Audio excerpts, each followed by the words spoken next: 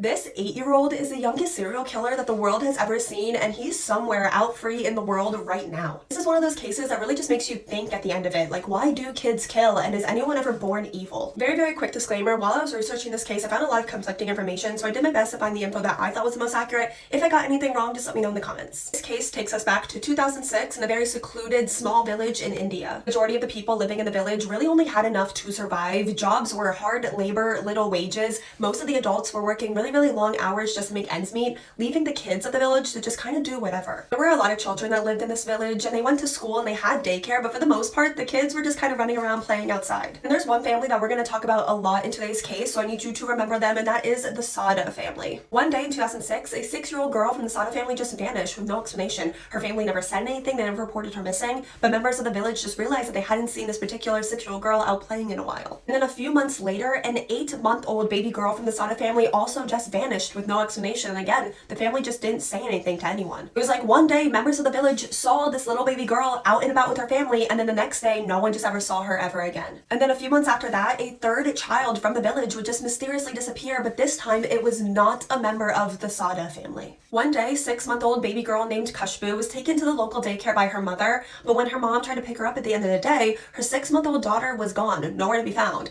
and no one from the daycare had any idea where 6-month-old Khushbu went. But Khushbu's frantic mother just starts running up to anyone in the village that she can see, asking if any of them had seen her daughter. And then she asked a member of the Sada family if they had any idea what happened to her 6-month-old daughter, and this member of the Sada family told Khushbu's mother that they believed that they did know what happened to her child, and together they called the police. And when the police arrived, this member of the Sada family told the police that they would get all the answers they were looking for if they spoke to this 8-year-old boy named Amarjeet Sada. And when the police asked this 8-year-old boy if he had any idea where this missing baby was, he refused to speak to the police until they gave him cookies. So the police did, they gave the 8-year-old child cookies, and then 8-year-old Amarjeet just told the police blatantly, "The baby's dead, and I killed her." He confessed that he stole the baby from daycare when no one was watching. He took the baby to a secluded field where he stole the 6-month-old baby girl's life by beating her with rocks. He then buried her in a shallow grave, which he took the police to. Amarjeet was taken into police custody, and he wouldn't really say much. He would just smile, like it was all some game. Amarjeet was known in the village as a bully, kind of a mean kid, but I doubt anyone in the village would have thought that this little boy was capable of murder. It turns out his family, the Sada family, knew about this and had been keeping this dark secret for almost a year. Amarjeet's first victim, that 6-year-old girl, was actually his cousin. He lured her to a field, probably saying that he was going to play with her. And then in that field, when they were completely alone, he brutally took his cousin's life.